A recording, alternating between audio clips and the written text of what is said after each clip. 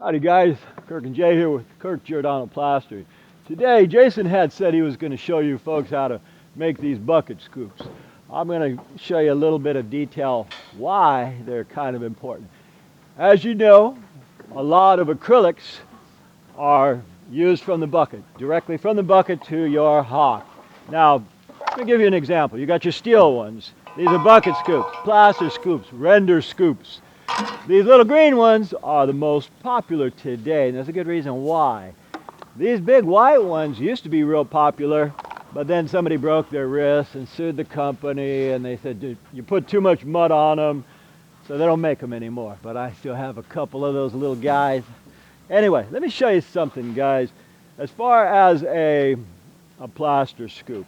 Now, you make these from the buckets, and Jay's going to show you how to do that at the end of this. But he doesn't want to put it on a tripod to show you this. Okay, here's the mud. Say whether or not this is regular stucco or it's an acrylic.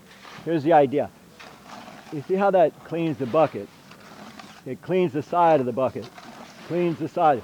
Here, I'll show right here. It cleans the side of the bucket. And you can put it flat on the bucket. It cleans this bucket almost perfectly because of this radius. Now, if you look at this particular one here, that one's cracked. It also has the same idea. Notice that radius is the same radius of this bucket. Yeah, we used to cut a little piece here and take the same radius and scrape them. That's kind of old school, guys. Now I'll show you something else. Okay, say for example this steel one here. This steel one, look at all that play. About 10 years ago I said, "Hey Jay, make 3 of them as fast as you can." He said, "What do you want them, Dad? You want them fast or you want them well?" And I said, "Make them fast." So he made them real fast, and we just screwed a stick on them, and that worked for what we needed. But if you're going to buy them, guys, buy the ones that have the radius. Say for example, I'm going to wet this. Now notice that radius. That radius is perfect with the bucket. So the acrylic muds, they stick to everything. So okay, you want to take the mud out of these buckets and put it on your hawk. I'll show you in the old days what we would do. We'd take off our dancing shoe and we'd wet it, and we'd take the mud out of the bucket and we put it on our hawk, and then we take it from the hawk and put it on the wall. Anybody remember what day it is? April Fools. We never did that stuff, but it's an old dancing shoe. I thought I'd throw that in. Now I know a lot of you guys are probably going to say, "Hey Kirk, you know what we do is we take the mud out with our trowel." Now that's fine and dandy, but where's the logic in that, guys? Here's the truth. If you take mud out from a bucket with your trowel like this, you bend it. And what does that mean? You pull the rivets right here. My trowel right here is kind of partial to being bent that way. It just don't like it. So if this is bent this way, then when I go to plaster with it, it won't work. It's like using a trowel for a hammer or scraping mud off the ground with one of your better trowels. Don't do it, because you'll loosen this mud loosen these rivets right here. So the best thing to do, guys, is either make one or buy your own. Jay's going to show you how to do all that stuff coming up. But I thought I'd point out, because with Jay holding the camera, he can show inside the bucket instead of putting it on a tripod. But I'm sure he'll put it on a pod when he shows you how to make these guys. Alright guys, I get to show you the fun part now, actually making the scoops as opposed to talking about them. So we've got a couple things here. You've got a full-size bucket. Now I already cut what I wanted so that I could make this video faster and you didn't have to watch me sawing a bunch of plastic. What we do is we take a bucket and do them about 6 inches tall, put a line around it, then cut it with whatever you've got available. You can use snips, saws, you can use a knife. I happen to be pretty partial to this little tool here. It's a little bitty circle saw, and it works really good for this. Now the important thing when you're making a scoop, as my dad was talking about, is the radius. You want it to be able to clean the inside of these buckets well. Now how do you achieve that? Well, what I do is I use a bucket to mark the circle that I want. You can see on this bucket I've got the center line marked. I want this bucket to be about here. I don't want to be all the way in the middle. I want to be about a ½ inch away, and that will give me a good size for my scoop. So I'll take my Sharpie and I just trace this bucket along here. So I'll show you guys that now. Now hopefully you can see from that distance with the camera. I know it's pretty bright today. Now there's a bunch of different ways you can do this, but when you're cutting this inside part, I find it's easiest for me to use this little saw. And yeah, I'm using a wood blade. It would be better if I had a masonry blade, but I don't actually have one today. So get yourself set up and be ready for it to kick, and don't be behind the blade.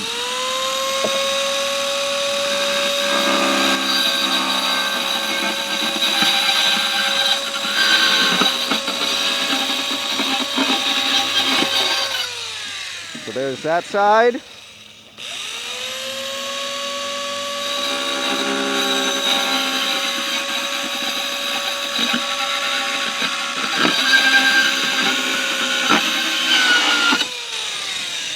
Perfect. Now, I could use that same saw to cut these parts, but because it's flimsy, that saw tends to bind and kick a little bit more. It's great on this stiff bottom part. I just take my snips. We're going to cut this to fit anyway, so it doesn't matter if your cut is here or over here. I'm going to take my snips and go all the way up. So there's that. And there's that one.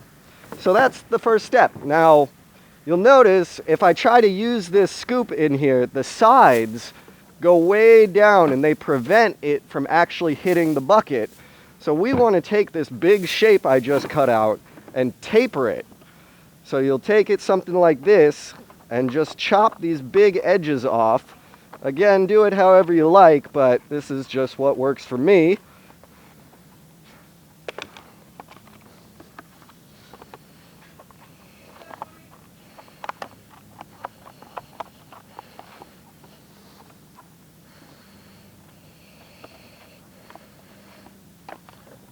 This is real exciting, I know.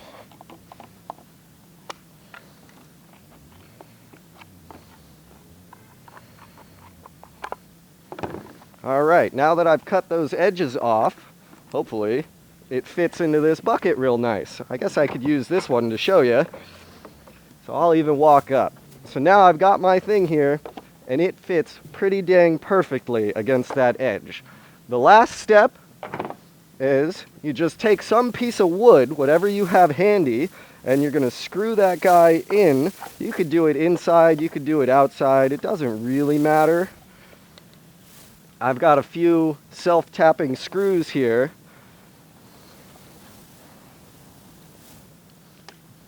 Of course, you can do this wherever, whenever. You always drop the most screws when you're on video trying to show someone something.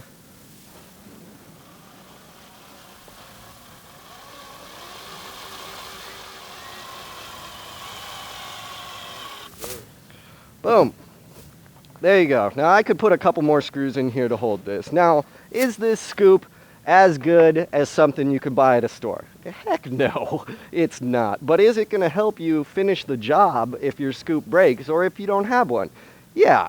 Now that's the important thing. The important thing is improvising and getting the job done in whatever way you can. So this is just one option that you have if you need to make a scoop. Anyway guys, thanks for watching. Hope you learned something. And as always, live long and plaster. By the way folks, my dad and I are now members of Amazon affiliates, so if you're looking to buy any of the plastering or construction tools you've seen in our videos and you want to support us in the process, you can check the links below our video, or you can go to our website and get them there. If you have any other questions for tools we don't have linked, email us direct and we'll respond to you then. Once again, folks, we thank you for watching, and I really enjoy all your comments. If you guys like this video, please click the like button down below, and also if you enjoy what we do, subscribe to our channel so we can keep making these videos for you. My name is Kirk. And Jay. We thank you for watching, and from the entire Giordano family, we'll see you on the next one.